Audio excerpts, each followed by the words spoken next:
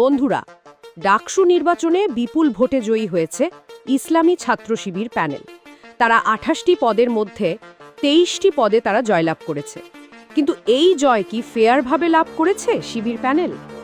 ডাকসু নির্বাচনে বাংলাদেশ ইসলামী ছাত্র শিবির সমর্থিত প্যানেলের ভিপি পদপ্রার্থী সাদিক কায়েম ও জিএস পদপ্রার্থী এসএম ফরহাদের নামের ব্যালটে আগে থেকেই মার্কিং দেওয়া হয়েছে বলে অভিযোগ করেন ক্যারিয়ার উন্নয়ন সম্পাদক পদপ্রার্থী রূপাইয়া শ্রেষ্ঠা তঞ্চঙ্গা।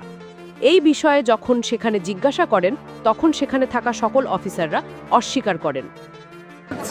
আমার বান্ধবী আমি গেছি আর ও ঢুকেছে, তো ও একটা আমার টেবিলে গেছে, ওখানে তো যে ব্যালট পেপারটাকে দেওয়া হয়েছে ওটা আগে থেকে ক্রস চিহ্ন দেওয়া ছিল, মানে সভাপতি সহসাধারণ সম্পাদকের এই ঘটনাটা ঘটেছে। সাদিক কায়েম আর ফরহাদ এই ঘটনাটা ঘটার পর ও যখন এটা দেখছে ও সঙ্গে সঙ্গে আবার এক নম্বর টেবিলে গিয়ে বলছে এটা আপনি আমাকে কি দিচ্ছেন, তখন তারা সে উল্টা প্রশ্ন করছে যে আপনি কত করতে পারেন, আমি এটা কেন করবো, মানে তারা দেওয়ার কথা নিজেরা অস্বীকার করতেছে। এর আগে অমর একুশে আলে জিয়াউর রহমান নামের এক পোলিং অফিসারের বিরুদ্ধে ব্যালট পেপার পূরণের অভিযোগ এলে তাকে বিশ্ববিদ্যালয় কর্তৃপক্ষ দায়িত্ব থেকে অব্যাহতি দেয়। ভোট কেন্দ্রের দায়িত্বে থাকা ঢাবির শিক্ষিকা মোনামি শিবির সমর্থিত প্যানেলকে ঢুকতে দিলেও ছাত্রদলের কাউকে ঢুকতে দেয়নি এই শিক্ষিকা। এজন্য ছাত্রদলের নেতাদের সাথে বাকবিতণ্ডা হয়। এছাড়াও একটি অডিও ভাইরাল হয়েছে। হ্যালো, আচ্ছা আপনি কোনটা রাখতে পেরেছিলেন? যদি মনোময় ম্যাডামটা হয় তাহলে 240 নম্বর হয়ে যাবে। আচ্ছা ঠিক আছে, কিন্তু প্রথম দুটো কি রাখতে পেরেছিলেন? প্রথম দুটো ঠিক আছে? ওটা হয়ে যাবে, হ্যাঁ হয়ে যাবে। মনোময় ম্যাডাম পারলেই হয়ে যাবে। আচ্ছা আল্লাহ ভরসা, ঠিক আছে, থ্যাংক ইউ। জি জি, আসসালামু আলাইকুম। শামসুন নাহার হলের ভোটকেন্দ্র ইউনিভার্সিটি ল্যাবরেটরি স্কুলে ১.৫ ঘন্টারও বেশি সময় সাংবাদিক ও পর্যবেক্ষকদের প্রবেশ করতে দেওয়া হয়নি। রিটার্নিং কর্মকর্তা অধ্যাপক শহীদুল ইসলাম এ ব্যাপারে কোনো সদুত্তর দিতে পারেননি। কারণ বিশ্ববিদ্যালয় কর্তৃপক্ষ আমাদেরকে পারমিশন দিয়েছে। এটা কেন হচ্ছে আমরা ধরে নিয়েছি সামথিং রং, কোনো ঝামেলা আছে ভিতরে, তাহলে কেন আমাদেরকে ঢুকতে দিচ্ছে না? আমাদের দায়িত্ব। আমি আন্তর্জাতিক মানবাধিকার সাংবাদিক সংস্থার মহাসচিব, আমি মোহাম্মদ একরামুল্লাহ। আমি এই হলে বাধাপ্রাপ্ত হয়েছি, আর সবগুলি জায়গায় আমি কেন্দ্রগুলি আমি অবজারভেশন করে আসছি। এটা কেন হলো এটা আমি অবশ্যই জানতে চাই দ্রুততম সময়ের মধ্যে এখানকার দায়িত্বরত প্রক্টরের কাছ থেকে। প্রক্টর নিজে আমাকে বলছে যে উনি দেখে এসে আমাকে জানাবে। কেন দেখে এসে জানাতে হবে?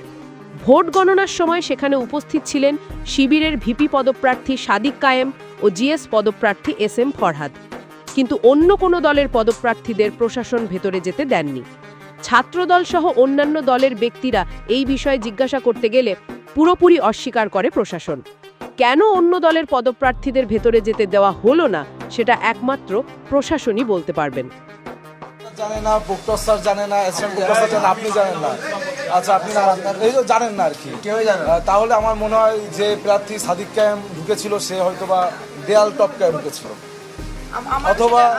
অথবা জিনের মতন করে সে ওইখানে আবির্ভূত হয়েছে। তাহলে আপনি তো জিনের মতন আবির্ভূত হইলেও তার একটা ছবি অলরেডি ভাইরাল হয়েছে। মেয়েরাও তো ছিলে, মা তোমরা কি করে আসলে বলো তো? হ্যাঁ, কিভাবে দরজা খোলা পেয়েছো কি করে বলো? ছাত্রদলের জিএস প্রার্থী শেখ তানভীর বাড়ি হামিম বলেন, তাদের একজন এজেন্ট ঢাকা বিশ্ববিদ্যালয়ের শিক্ষক ক্লাব কেন্দ্র থেকে জানিয়েছেন যে কিছু ব্যালট আলাদা করে রাখা হচ্ছে। পরে শিক্ষকরা অজুহাত দিয়ে টেকনিক্যাল সমস্যার কথা বলেন। এই রকম আরও একটি কথিত টেকনিক্যাল সমস্যা ঘটনা ঘটে যখন ভোট গণনা একটি জায়ান্ট স্ক্রিনে দেখানো হয়েছিল, ঠিক তখন প্রায় ২ ঘন্টা এটিকে বন্ধ রাখা হয়েছিল।